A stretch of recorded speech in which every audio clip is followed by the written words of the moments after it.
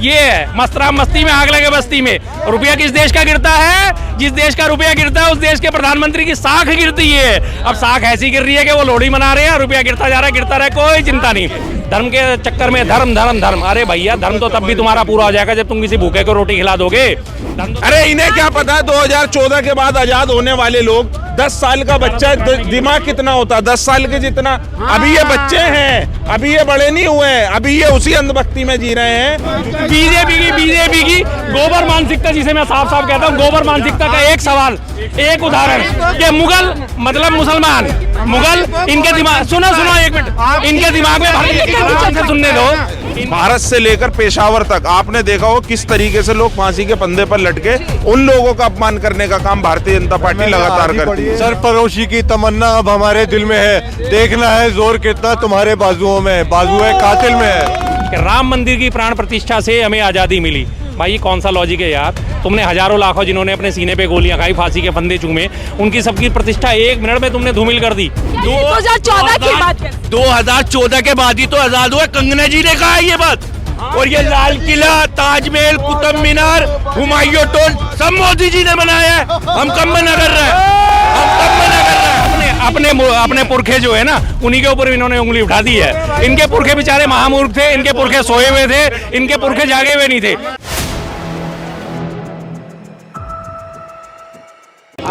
नमस्कार, आप देख रहे हैं 4 PM, मैं आपके साथ नफीसा खान। राम मंदिर की प्राण प्रतिष्ठा के बाद मिली थी भारत को आज़ादी। सच्ची आज़ादी तभी मिली, ये बयान, ये बात कोई और नहीं बल्कि RSS प्रमुख मोहन भागवत दे रहे। और इस बयान के बाद सियासी गर्माहट बढ़ चुकी है, आरोप प्रत्यारोप का दौर शुरू हो चुका है। UBT ग्रुप के सांसद संजय राउत ये कह रहे हैं कि ना तो उन्होंने संविधान लिखा है और ना ही उन्होंने राम भगवान को लेकर आए हैं, तो फिर ये किस मायने की आज़ादी? अब जनता के बीच जनता से जानते हैं कि आखिर देश को असली आज़ादी कब मिली और क्या आज़ादी को लेकर बार बार सवाल या निशान उठाना कितना सही है। इसी को लेकर जुड़ते हैं, सीधा तौर पे चर्चा की शुरुआत करते हैं। शर्मा जी मेरे साथ है, परिचय के मोहताज तो है नहीं, अक्सर मैं इनसे चर्चा करती रहती हूँ तमाम मुद्दों को लेकर। तो सर, आज़ादी का पाठ आपने और हमने सबने पढ़ा कि 47 में आज़ादी मिली, लेकिन अब नए तारीखों का ऐलान हो रहा है। राम मंदिर की प्राण प्रतिष्ठा के बाद भारत को सच्ची आज़ादी मिली, तो ये नकली और सच्ची आज़ादी की अब बात जो चल रही है, इस पर क्या राय है आप? देखिए, जिन लोगों का आज़ादी में कोई योगदान रहा ही नहीं, आज़ादी दिलाने में कोई योगदान रहा ही नहीं, सिवाय भागने के, सिवाय भगोड़ापन दिखाने के, सिवाय मुस्लिम लीग के साथ गठबंधन करने के, सिवाय अंग्रेजों की चाटुकारिता करने के लिए, तो उन्हें तो आज़ादी समझ ही नहीं आएगी ना। उन्हें क्या आज़ादी की महत्वता पता? हम बार बार इनसे सवाल उठाते हैं, बीजेपी के, RSS के, हिंदू महासभा के, भाई किसी एक क्रांतिकारी का नाम बता दो जिसने आज़ादी के लिए फांसी का फंदा चूमा हो, या अंग्रेजों की लाठी खाई हो, या गोली खाई हो। आज तक ये नीलबटा सन्नाटा होता है इनका, आज तक नीलबटा सन्नाटा होता है। तो ये तो नई रोज परिभाषा करेंगे। कभी एक वो नशेड़ी आके कह देती है कि जी हमारे को तो आज़ादी 2014 में मिली। नशेड़ी, साफ कहता हूँ नशेड़ी। और कभी हाँ बीजेपी होती रहे जी, होती रहे। जब वो बात ही ऐसी करेंगे तो नशेड़ी हैं तो नशेड़ी हैं, सीधी सी बात है। उनके सांसदों के बयान, अगर सांसद पता नहीं भगवान ने कैसे बना दिया उन्हें, भगवान ने तो नहीं बनाया, मुझे लगता है साफ साफ बात है, भगवान ऐसी गलतियां नहीं करता। हाँ जी, तो उसके बाद अब ये दूसरे लोग इस किस्म की बातें करेंगे कि राम मंदिर की प्राण प्रतिष्ठा से हमें आज़ादी मिली। भाई ये कौन सा लॉजिक है यार? तुमने हजारों लाखों जिन्होंने अपने सीने पे गोलियां खाई, फांसी के फंदे चूमे, उनकी सबकी प्रतिष्ठा 1 मिनट में तुमने धूमिल कर दी। 1 मिनट में उनके बारे में नहीं सोचा जिन्होंने आज़ादी के लिए अपने प्राण न्यौछावर कर 1857 की क्रांति से लेकर मंगल पांडे की क्रांतिकारिता आपने खत्म कर दी, झांसी की रानी की खत्म कर दी, शिवाजी महाराज का योगदान बलिदान खत्म कर दिया, सबके खत्म कर दिए। देश को आज़ादी इनके हिसाब से मिल गई कि प्राण प्रतिष्ठा होगी तो हमें देश को आज़ादी मिल गई। क्या बात करते हैं यार, कैसी कैसी बातें कहाँ से पता नहीं ढूंढ के लाते हैं। फिर इन्हें कहते हैं कि आप लोग गोबर भक्त हो, तो फिर हमें कहते हैं कि आप हमारे ऊपर ऐसी बातें क्यों करते हो, हमारे को ऐसी बातें क्यों करते हो, हमारे को आरोप क्यों लगाते हो, हमारे पे अनर्गल आरोप क्यों लगाते हो। और बात ना करें तो फिर बताइए कैसे करें? अब तो हम इन्हें कह सकते हैं ना साफ साफ, घुटनों में अकल है और गोबर खाने वाले लोग हैं, साफ बात है। अकलमंद होते तो अकल की बात करती। तो एक तरफ PM मोदी गुलामी की जंजीरों को तोड़ने की बात करते हैं कि गुलामियों की निशानी मिटानी है, दूसरी तरफ अब नई आज़ादी का, सच्ची आज़ादी का किस्सा सामने आ जाता है। तो चाह क्या रहे, किस दिशा में आगे बढ़ रहा है देश? देखिए जी, मैं साफ कहता हूँ, गुलामी की जो आज़ादी या निशानियाँ हैं उन्हें नहीं मिटाना चाहिए। आने वाली पीढ़ियों को भी याद रखना चाहिए कि किसी वजह से हम गुलाम हुए थे, किस वजह से हम गुलाम हुए थे, और उन वजहों को कभी दोबारा रिपीट नहीं होने देना चाहिए। अगर हम सब चीज़ों को भुला देंगे तो हम आगे भविष्य में कभी भी सबक नहीं ले सकेंगे। सीधी सी बात है, अगर किसी रोड पे एक गड्ढा है और गड्ढे से जाके हम गिरे हैं तो हमें याद रखना चाहिए कि यहाँ पे रोड पे गड्ढा था और हमें चोट लगी थी, ताकि हम सबक ले सकें। सड़क पे चलते हुए देख सकेंगे कोई गड्ढा तो नहीं है। सिर्फ ये कहना आत्ममुक्ता है कि हमें गुलामी की निशानियां मिटा देनी चाहिए। आप कहाँ तक गुलामी की निशानियां मिटाओगे फिर? मैं बार बार आपको सबको याद दिलाता हूँ, 323 में ईस्वी में कनिष्क जो था वो हमारा आखिरी सम्राट था, जिसके राज में हमारा जो है पश्चिम बंगाल से लेकर और म्यांमार से लेकर और अफगानिस्तान तक हमारा राज फैला होता। उसके बाद तमाम जो है हमारे राज भारत का सियासतों में बट गया, लगातार एक एक रियासत अलग अलग 568 रियासत थी जब हमारे पटेल साहब ने उनको एक करके भारत देश को आकार दिया था। तो आप कैसे उनको मिटा सकोगे? उसके बाद आप अगर मुगलों की बात में चाहते हो, मुगलों से पहले लोधी थे, लोधी से पहले तुगलक थे, तुगलक से पहले खिलजी थे, खिलजी से पहले दिल्ली सल्तनत थी, दिल्ली सल्तनत से पहले और तमाम थे। कहाँ कहाँ तक अब किस किस को याद करोगे आप? कहाँ कहाँ किस किस को मिटाओगे? बता दो आप। लेकिन मोहन भागवत ये कह रहे हैं ना कि दुश्मनों की आक्रमण और उनके अत्याचार से हमें आज़ादी मिली। लंबे समय तक उन्होंने एक तरीके से बंधक बनाकर रखा। इसी के साथ वो कह रहे हैं कि वो जो आज़ादी मिली थी वो राजनीतिक तौर पर आज़ादी थी। अच्छा। ये आज़ादी ये सच्ची वाली आज़ादी किस किस्म की आज़ादी है? सच्ची वाली वो डिक्लेयर तो करें कैसी आज़ादी है। धार्मिक आज़ादी हमें पहले भी मौजूद थी, संविधान लागू होते में धार्मिक आज़ादी मिली, अपने अपने धर्म को मानने की आज़ादी मिली। हर कोई इससे पहले भी पूजा पाठ करता था, अभी भी करता है। और ये तो कोई नहीं है कि राम मंदिर की प्राण प्रतिष्ठा, जिसकी आपने आधी अधूरी प्राण प्रतिष्ठा करी थी, उसके बारे में आप अगर आप कॉलर खड़े कर रहे हो तो अलग बात है। अभी पीछे मैं बीजेपी वालों के प्रवक्ताओं के बयान पढ़ रहा था, उन्होंने कहा कि देखो जी, राम बाबरी मस्जिद थी तो क्या आता था, चवन्नी भी नहीं आती थी। राम मंदिर देखो बन गया तो करोड़ों का राजस्व आ गया। यानी इनके लिए धर्म धंधा है ना। इन्होंने सीधा सीधा जोड़ दिया कि राम मंदिर बना तो करोड़ों का राजस्व आ गया। इसका मतलब साफ साफ धंधा चलाना है आपने। आप ये कहते कि करोड़ों श्रद्धालु आए तो हम मानते बात को, उन्होंने सीधा धर्म से और धंधे से जोड़ा, धन से जोड़ा, सीधी सी बात है। तो इनके लोगों की मानसिकता कैसी है समझ सकते हैं। कुछ कहना चाह रहे हैं आप, क्या बताएंगे सर? आज़ादी कब मिली देश को? भारत की असली आज़ादी कौन सी? जब मोहन भागवत जी का है जो हर मंदिर में हर मस्जिद में मंदिर ढूंढने का काम बंद करो। तो बहुत गुणगान करने लगे शर्मा जी जो मोहन भागवत जी का। हमने गुणगान नहीं करा था, हमें पता है, क्योंकि आरएसएस वालों के बारे में पटेल साहब की एक बात से 100% सहमत हूँ। पटेल साहब ने कहा था अगर आरएसएस वाले कहें कि मैं पूरब में जा रहा हूँ तो उन्हें पश्चिम में ढूंढना चाहिए। मैंने तब भी इस बात को डिनाई करा था कि मोहन भागवत जी ने आज ये जो बयान दिया है कि मंदिरों के नीचे मस्जिद नहीं ढूंढे, इसका उल्टा मैसेज है, जाओ और ढूंढो, जितने और निकल सकते हैं उन्हें निकालो। संदेश दूसरा था, संकेत दूसरा था। हाँ जी। अब कैसी आजादी? 1947 में आजादी तो मिली, वो आजादी किस काम के? किस काम के? नेहरू जी ने आजाद करे देश को। जिन्ना को दे दिए पाकिस्तान, जिन्ना को दे दिए पाकिस्तान, तू ले ले। अब्दुल्ला को दे दिए कश्मीर, और बचे खुचे चाइना को दे दिए। और फिर जो कुछ बच गया, जवाहरलाल नेहरू भारत रत्न लेके अपना भारत रत्न लेके जवाहरलाल नेहरू अपने ले लिया। तो कैसी आज़ादी की गुणगान करें? अरे असली आज़ादी तो मिली, सनातन धर्म की आज़ादी मिली। 100% हिंदुओं जो हिंदुस्तान में सनातन धर्म के हैं उसकी आज़ादी 2024 में मिली।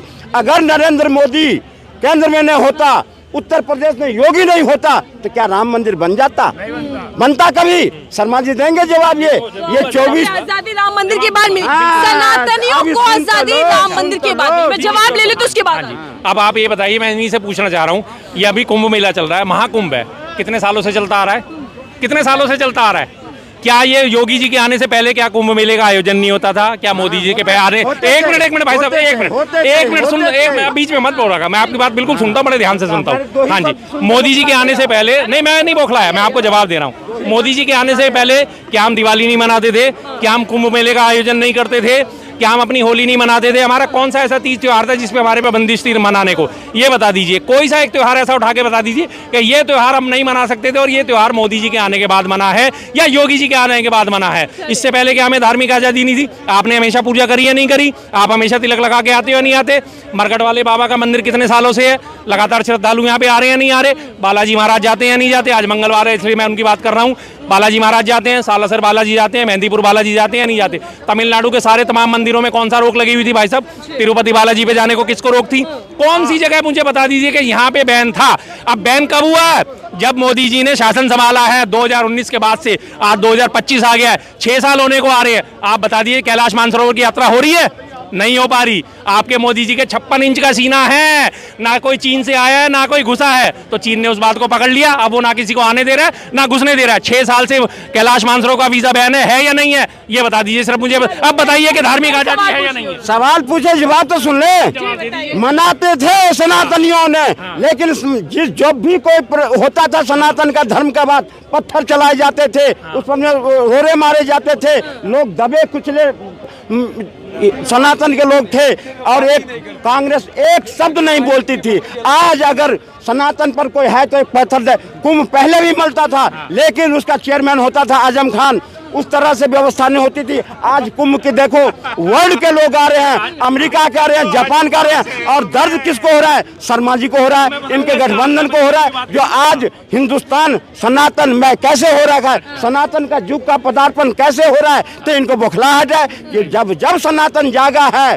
झंडा हमेशा फहराया है विश्व में और फहराएगा। यही कारण है सनातन का अपमान करने वाले। आज देखो कांग्रेस पार्टी और उसके गठबंधन का क्या हाल हुआ है, आप देखते रहो आप। और रही बात, और सुनो सुनो सुनो सुनो, बहुत कहते हो ना कांग्रेस की सरकार थी, सनातन ही था संबल में।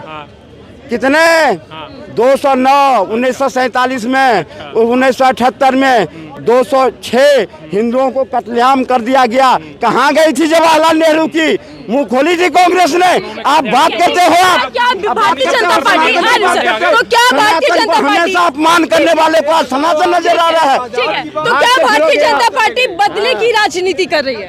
कौन? बीजेपी बदले की राजनीति कर रही है, आप कहना चाह रहे हैं? तो कांग्रेस भी तो करी, कांग्रेस ने करी बदले की राजनीति। जो 100% हिंदुओं को दबा करके 20% के लिए काम करा, तो कांग्रेस ने नहीं करी। आज कांग्रेस मानते हैं कि आजादी अभी मिली है? नहीं, लेकिन जो आजादी सेनानी थे सर, स्वतंत्र सेनानी, फिर वो क्या करते थे? किस चीज की आजादी उन्होंने देश को दिलाई? कौन स्वतंत्र सेनानी जो लड़े हैं, जिनका बलिदान हमारे देश के लिए उस स्वतंत्रता सेनानी को भी सम्मान देने का काम करा, उसके स्टेचू बनाने का काम करा, सारे काम करा। तो नरेंद्र मोदी की सरकार 2014 के बाद करा है। सम्मान भी तभी मिला और आजादी भी तभी मिली जब भारतीय जनता पार्टी की सरकार आई। अब इन्होंने स्टैचू बनाने की बात करी। दिल्ली में रहते हैं, कई सालों से दिल्ली में रहते हैं। रानी झांसी चौक पे झांसी की रानी की मूर्ति लगी हुई है, नहीं लगी हुई? स्वतंत्रता सेनानी थी ना। मंगल पांडे की मूर्ति मेरठ में लगी हुई है, नहीं लगी हुई? लगी हुई है ना। कितने साल पहले से लगी हुई है? कितने साल पहले से? नेताजी सुभाष की मूर्ति है सुभाष पार्क में आगे कब से लगी हुई है? कितने सालों से लगी हुई है? आगे नेताजी सुभाष पार्क जो है उसमें कब से लगी हुई है? याद है आपको या याद दिलाने की जरूरत है? अब इन्होंने बात करी कि अमेरिका भी आ रहा है। अब इनका दोगलापन देखो एक और। अभी इन्होंने आह्वान करा था कि मुसलमानों का कुंभ में क्या काम, मुसलमान हमारे विधर्मी हैं। अब स्टीव जॉब्स जो है एप्पल का संस्थापक है, मोटी कंपनी है, मोटी असामी है, उसकी बीवी स्टीव जॉब्स जो है खुद गौमांस खाने वाला, उसकी बीवी गौमांस खाने वाली, क्रिश्चियन, दोनों के दोनों गौमांस खाते हैं। अब उसकी बीवी को एंट्री दे दी है, क्यों? क्योंकि वो मोटी असामी है, हैं? अब उसे वहां पे काशी विश्वनाथ के भी दर्शन करा दिए। वैसे आप मंदिर में किसी को घुसने नहीं दोगे, लेकिन वहां से मोटा चंदा मिलता है, मोटी असामी है। आपको भी कहता हूँ, राहुल जी को भी कहता हूँ, अखिलेश को भी कहता हूँ, पाप धो लो। मैं घर में नहा लेता हूँ, मेरे पाप धुल जाते हैं साहब। और लोगों से जुड़ जाती हूँ सर। असली और नकली आजादी की लड़ाई चल रही है। देश को आजादी कब मिली और आखिरकार भागवत के इस बयान के पीछे क्या मंशा लग रही है? देखिए, भारतीय जनता पार्टी को और आरएसएस को 2014 के बाद आजादी मिली है। आज जिस तरह मोहन भागवत जी का बयान आया है, ये पूरे देश को शर्मसार करता है। और देश की आजादी में जिन लोगों ने अपना योगदान दिया, ये उन लोगों को बदनाम करने का बयान है। और कहीं ना कहीं जिस तरह अभी हमारे संबित पात्रा जी, मैं इन्हें कहता हूँ संबित पात्रा, ये बात ही उसी तरह की करते हैं। अभी इन्होंने क्या कहा छूटते ही? इन्होंने कहा नहीं, 1947 के बाद देश थोड़ी ना आजाद हुआ था, वो तो कांग्रेस पार्टी आजाद हुई थी। अब इनसे पूछ लो कि 1947 से पहले कांग्रेस पार्टी थी क्या देश के अंदर? पार्टी तो बाद में बनी है ना। आपने इस देश के फ्रीडम फाइटरों का कांग्रेस पार्टी का गठन अंग्रेज के टाइम में हुआ है। मेरे को सही याद नहीं आ रहा, रियली बता रहा हूँ। ये पंडित जी को पता होगा। हाँ जी, मैं बता देता हूँ। 138 साल पुरानी पार्टी है सर। ए ओ ह्यूम थे, अंग्रेज थे, उन्होंने उसका स्थापना करी थी। तो थोड़े से कोई बात नहीं, कोई बात एक मिनट जी, एक मिनट ज्ञान नहीं है आपको, ही कह रहा है। अरे इन्हें क्या पता है 2014 के बाद आजाद होने वाले लोग 10 साल का बच्चा दिमाग कितना होता है 10 साल के जितना अभी ये बच्चे हैं अभी ये बड़े नहीं हुए हैं अभी ये उसी अंधभक्ति में जी रहे हैं क्योंकि 2014 के बाद सिर्फ वो लोग आजाद हुए हैं जो भारतीय जनता पार्टी और मोदी की नीतियों के साथ खड़े होते हैं 2014 से पहले तुम जरूर आजादी मनाए अब सही तक बात तो बोल रहे हैं यार। भारत में थे पहले भी तो राज भी है और आगे भी रहेंगे ये सही कह रहे हैं। क्या बोल रहे हैं आप? भारतीय जनता जागी है 2014 के बाद में, सही कह रहे हैं। पहले सो रही थी भारतीय जनता। आजादी कब मिली देश को? आजादी कब मिली देश को? 1947 को मिली है। लेकिन मोहन भागवत जो कि आरएसएस प्रमुख हैं वो कह रहे हैं कि राम मंदिर की प्राण प्रतिष्ठा के बाद भारत को असली आजादी मिली। बिल्कुल सही बोला है। इससे पहले क्यों नहीं बना दिया कांग्रेस ने राम मंदिर? फिर तो क्या आजादी राम मंदिर पर निर्भर करती थी? आजादी का क्या मतलब है भाई उसका केस तो कोर्ट में चला गया इस साल और कोर्ट में बना कर दिया मंदिर राम मंदिर से ही आजादी मिली। महामूर्ख लोगों के लिए यही है। अब ये अपने कह रहे हैं कि 2014 में एक मिनट भारत की संस्थाएं बिक चुकी हैं। देखिए अभी शर्मा जी इन्होंने कहा है कि अब भाजपा के इशारों पर कोर्ट चल रहा है तो मंदिर ही नहीं देश के अंदर कोई भी अब काम हो रहा है चाहे देश के बड़े नेता जेल में जा रहे हैं वो भी भाजपा के इशारों पर हो रहे हैं। तो ये शर्म करने वाली बात है कि इस देश के आजादी के अंदर भारत से लेकर पेशावर तक आपने देखा हो किस तरीके से लोग फांसी के फंदे पर लटके उन लोगों का अपमान करने का काम भारतीय जनता पार्टी लगातार करती है। राम प्रसाद बिस्मिल, मैंने आज ही पढ़ी है राम प्रसाद बिस्मिल की कहानी। 30 साल की उम्र में हंसते हंसते गुजर गए थे। सरफरोशी की तमन्ना अब हमारे दिल में है, देखना है जोर कितना तुम्हारे बाजुओं में है, बाजू है कातिल में है। एक मिनट वो भाई साहब बोल के गए जिन्होंने देश के लिए बलिदान दिया क्या उनको वो मान सम्मान मिल रहा है? क्योंकि आजादी असली तो अभी बताई जा रही है। मैम देखिए हम कंगना रनावत जैसी लोगों की बातों पे अगर विश्वास करें जो कहती है कि ऋतिक रोशन ने मुझे चप्पल मारी, उसने मुझे घूसा मारा, उसने मेरा शोषण किया, उसने मुझे ड्रग्स खिलाई, आप इतने बयान हैं कि आप देख के सारी फिल्म इंडस्ट्री उससे परेशान है। कोई उससे बात करते हुए लोगों को डरता है कि ये फिर उसके राज ना खोल दे कि जब मैं ऋतिक रोशन के साथ अफेयर में थी तो वहाँ पे मोहन भागवत जो कह रहे हैं कि असली आजादी अब मिली है राम मंदिर के बाद। मैम वो बिल्कुल गलत है, बिल्कुल गलत है। उनने ये सारा आप इंडिया गेट पे जाके अगर आपके पास वक्त हो तो सारे नाम पढ़ लीजिए जिन लोगों ने शहादत दी है हमारे भारत के लिए और उसके बाद आप दोबारा डिबेट करिए। आज इंडिया गेट पर में जो भी है उसका सम्मान 52 साल कांग्रेस रही 55 साल क्यों नहीं करा कभी? एक बात बताइए कि नया इतिहास क्या पढ़ाने की कोशिश की जा रही है आरएसएस या बीजेपी की ओर से आजादी को लेकर जो बोला जा रहा है? असली आजादी असली इतिहास अब पढ़ा रही है जो दबा दिया गया था। इससे पहले गुलाम था देश, गुलामी में जी रहा था और क्या कर रहा था? पूरी नालंदा यूनिवर्सिटी जला के फूंक दी जिसमें सारा हमारा सनातन का इतिहास छिपा हुआ है। सनातन का इतिहास और सनातन की गुलामी की जंजीरें अब नई तरीके से खुल गई हैं, टूट गई। करी मैं बार इनकी बात को याद कर रहा हूँ कि 2014 में हम जागे हैं, इससे पहले हम जागे ही नहीं थे, इससे पहले हम कुछ नहीं अपने तो ब्राह्मण है सर, आप बताइए मुझे, आप भी गुलाम है, आप भी गुलाम है। इन्होंने 2014 से पहले अपने पुरखे जो है ना उन्हीं के ऊपर इन्होंने उंगली उठा दी है। इनके पुरखे बेचारे महामूर्ख थे, इनके पुरखे सोए हुए थे, इनके पुरखे जागे हुए नहीं थे, इन्हें आजादी नहीं मिली, इन्हें आजादी का महत्व नहीं पता। आज आजादी में खड़े होकर सांस ले रहे हैं तो ये जानते हैं। और रही बात, हाँ जी आप रही बात आप जैसी सोच वाले नहीं जाग पा रहे। हाँ जी अच्छा हम नहीं मोहन भागवत सर सुनेगा, मानसिकता में जी रहे हैं आप। मोहन भागवत इससे पहले कह चुके हैं कि राम मंदिर और मस्जिद के मुद्दे को उठाकर कुछ लोग हिंदू के नेता बनना चाहते हैं। जरूरी नहीं है हर मस्जिद के नीचे मंदिर खोजना। तो मोहन भागवत तो ये भी बयान दे रहे हैं बीजेपी के नेताओं के अगेंस्ट। मस्जिद करके जब मुद्दे उखाड़े जा रहे थे तब नहीं दिख रहा था, अब मंदिर और मस्जिद हो रही है तो दिक्कत हो रही है। पहले सिर्फ मस्जिद भागवत को दिक्कत है मंदिरों से। के लिए आप एक भी तो बताओ कि यहाँ हमारी मस्जिद है जी, इस जगह पे हमारे खुदाई करनी है और हमने मस्जिद निकालनी है। एक मुझे मैटर बता दो कहीं का भी कोई सा भी। नहीं सकता ना क्योंकि सारे खोदे हुए कैसे। अब इनसे पूछा कि एक मैटर बता दो और मंदिर के देखो आपने कितने मैटर डाल रखे हैं। रही बात आपने मंदिर की बात है, मंदिर के कितने मैटर डाल रखे हैं आपने बताओ। जब इसी बात को हमने सवाल, अब देखो हाँ सुनेंगे बिल्कुल, बताओ मुझे ना, मैं तो सुनना चाह रहा हूँ। हमारा देश है ना, देश है, सबका देश है ना। आक्रमण किसने किया? मुगलों ने किया ना। अच्छा मुगलों से पहले किसी ने नहीं करा था? किसने किया? मुगलों से पहले जिसने किया मुगल ही थे, जितने भी थे मुगल। देखो अब सुना बीजेपी बीजेपी की गोबर मानसिकता, जिसे मैं साफ साफ कहता हूँ, गोबर मानसिकता का एक सवाल, एक उदाहरण कि मुगल मतलब मुसलमान, मुगल इनके दिमाग, सुनो एक मिनट, इनके दिमाग में भर दिया, सुनने दो, इनके दिमाग में भर दिया गया मुगल, सच को देखना ही नहीं चाहते। इनके दिमाग में एक ही चीज भर दी गई है, मुगल मतलब मुसलमान। अगर एक बात बताओ, बाबर ने किसको हराया था? बाबर ने किसको हराया था? ये क्वेश्चन आपने भी इब्राहिम लोदी को हराया था। नहीं हराइए, वाकई में 2014 के बाद आजाद हुए हम। अरे सुनो, 2014 की बात कैसे? 2014 के बाद ही तो आजाद हुए, कंगना जी ने कहा है ये बात।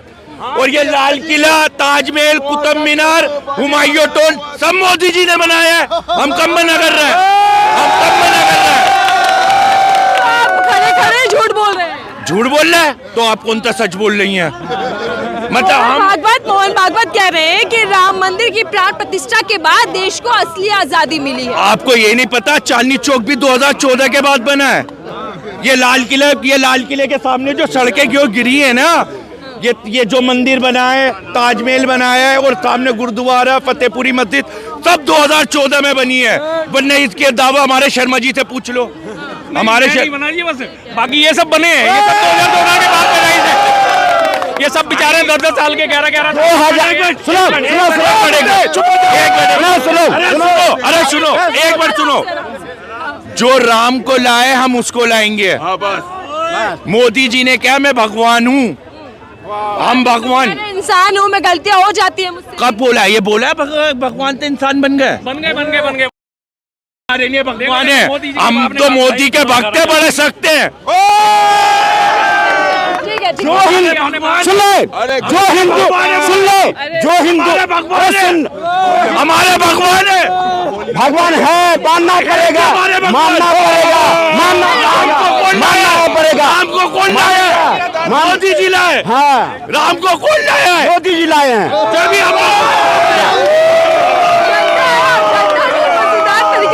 जो राम को लाया उसको हम लाएंगे।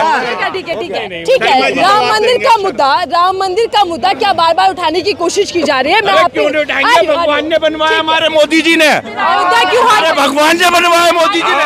क्यों हार गए? क्यों? वहाँ पे भक्त नहीं थे ना, हम यहाँ भक्त हैं। देखो कितने भक्त हैं। सुब्रमण्यम स्वामी ने 1 महीने पहले कहा है कि सुप्रीम कोर्ट से